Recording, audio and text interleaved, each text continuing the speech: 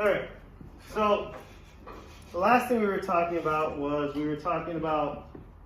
positive and negative motion, and how you have to think about how motion does not necessarily, positive does not mean faster, negative does not mean slower. You just have to keep in mind that we're talking directionality.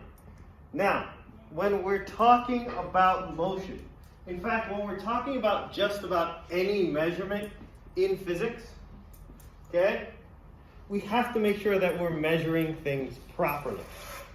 Okay? We have to make sure that the measurements that we're using can be understood. The reason why is, remember when we talked about the way we do science? And we said one of the important things when we do science is that other people can review our work and break it apart and rip it apart and figure out where the mistakes are.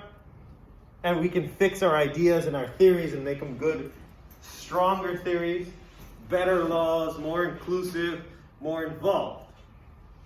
And so in order to do that, the first step you have to take is you have to ensure that your measurements make logical sense. Okay? And so in order to do that, you have to use the right type of measurements. Now we're not talking about vectors and scalars, because this works for all sciences. All sciences, I should say. Well, I'm going to have to set a timer so that I know when to stop the video and when to start the video, because you can only fit a certain length. Okay. Now, when we're talking about types of measurements, particularly we're talking about types of measurement systems. Okay? In the world, there are two main measurement systems. There's a measurement system that's used by the bulk of the world, which is what? Metric system.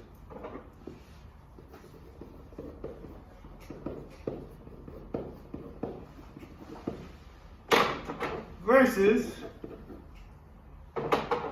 the system that we use here in America.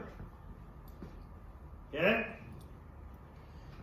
It used to be called the King system, and then it was called the customary system, but now we basically just call it the American system.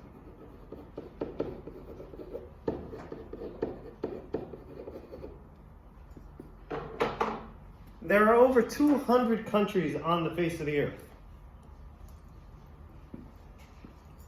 3 of them use the American system. Can you guess what they are? Can you guess one of them? America's one. Can you guess 2 of them? Guesses. Come on, take a guess. Mexico? Nope. Oh, they don't want anything to do with our system. Further away. Not in this hemisphere.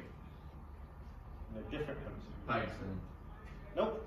Philippines? Nope. Good guess though, because we had an influence there, so that's a good guess. The other 2 countries in the world that use the American system are Myanmar, which used to be known as Burma, and Liberia, which was a country that was set up by President Monroe so that freed slaves would have somewhere to go. We learned this in history class at some point. That's it, those 2 countries. The rest of the world, including North Korea, uses the metric system. A country as messed up as North Korea uses the metric system, and we can't figure it out. Okay? You guys have done this before, so today's going to be a quick, fast little hit on how to do this. But it's important enough to do it to make sure that we hit all the points on it. Okay? Now, when we look at the metric system is incredibly important because the metric system is based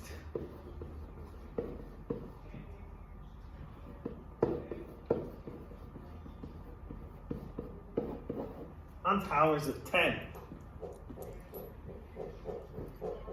Everything in the metric system is 10 to some power.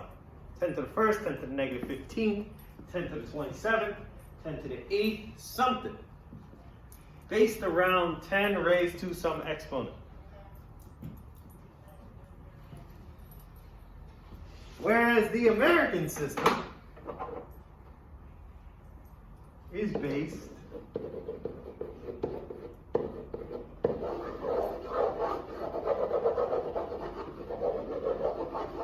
on that. What's that? Correct. The American system is as a whole based on nothing. Individual portions of it, the length part of it, the volume part of it, they have a basic rule, sort of, some of them. But there is no overriding, thing that connects every single part.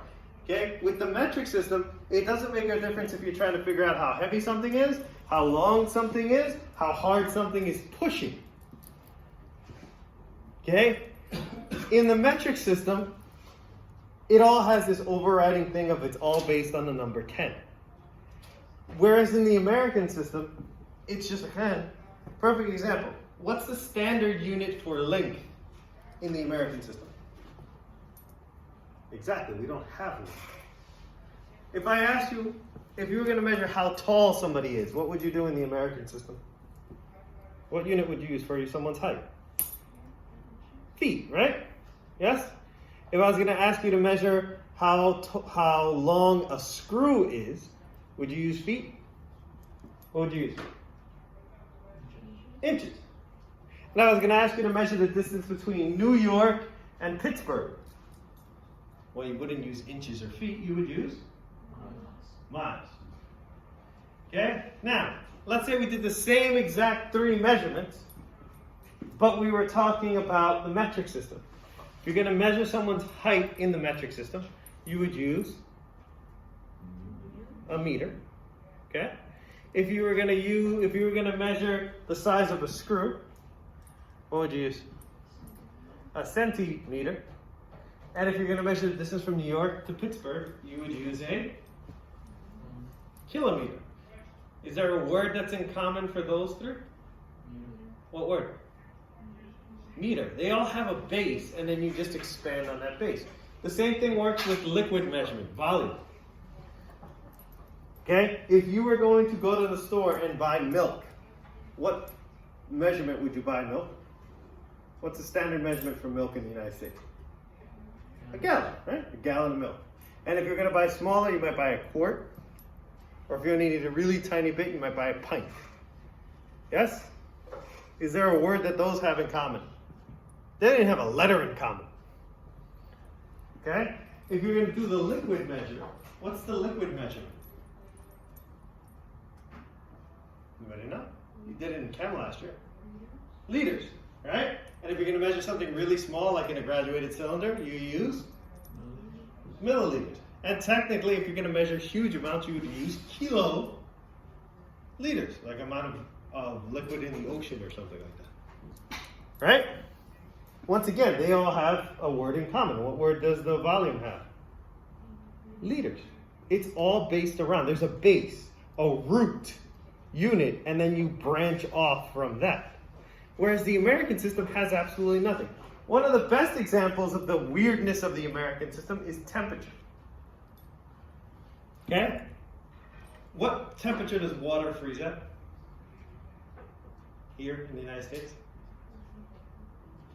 32 degrees, right? What temperature does water boil at?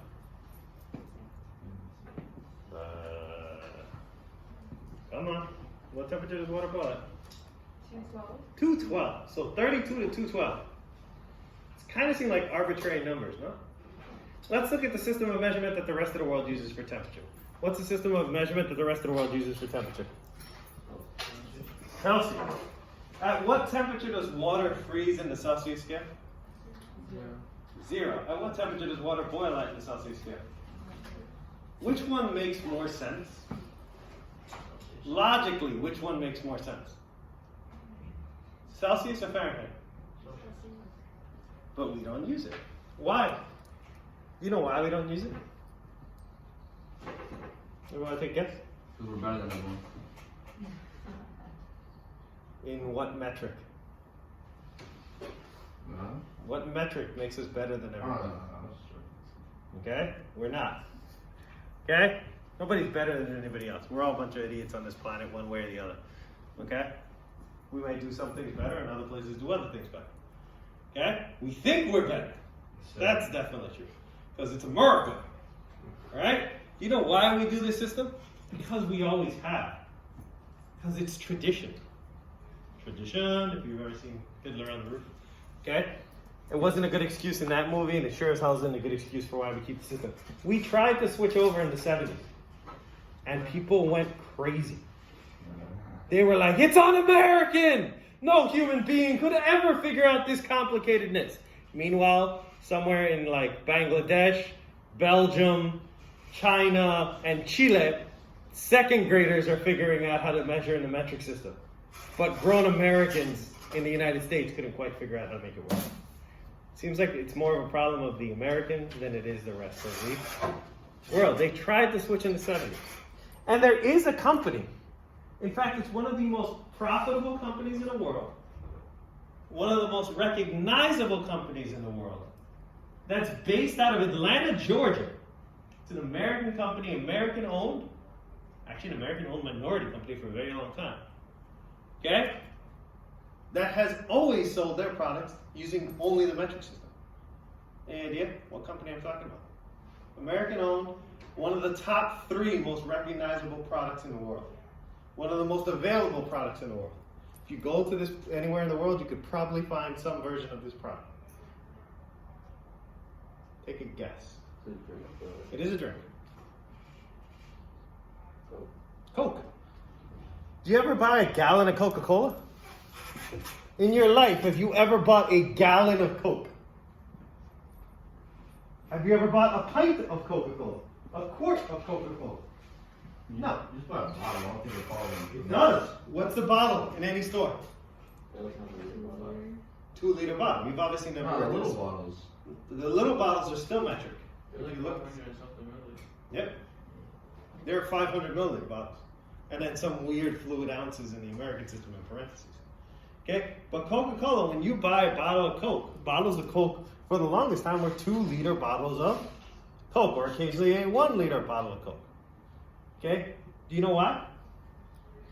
Because the guys who own Coca-Cola said, if I'm going to sell my product, I want to sell my product in the United States, Mexico, England, India, China, Botswana, anywhere in the world. And guess what? If I make a bottle that's 2 liters, they're going to understand that in the rest of the world. Why the hell am I going to make 2 different sized bottles? One for the Americans and one for the rest of the world.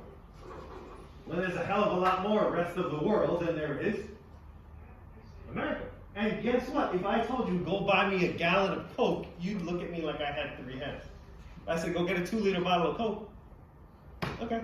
You pick it up. Why? Because we're used to the 2 liter bottles of Coke. Right? Does that make sense? And so, the metric system can be used by us practically. We do it all the time with soda. Okay? And if you ever do any sort of business when you guys get older, where you have to buy and sell and order stuff from overseas, guess what? You better learn the metric system. Because if you're buying supplies from India or China or Botswana, the people on the other end aren't going to know what the hell a pound is, an ounce is, a foot is. So you better get used to the metric system. Businesses have been using the metric system for as long as we've been doing international trade. It's just us in our everyday daily lives have gotten incredibly stubborn about it. So we have to get used to using both.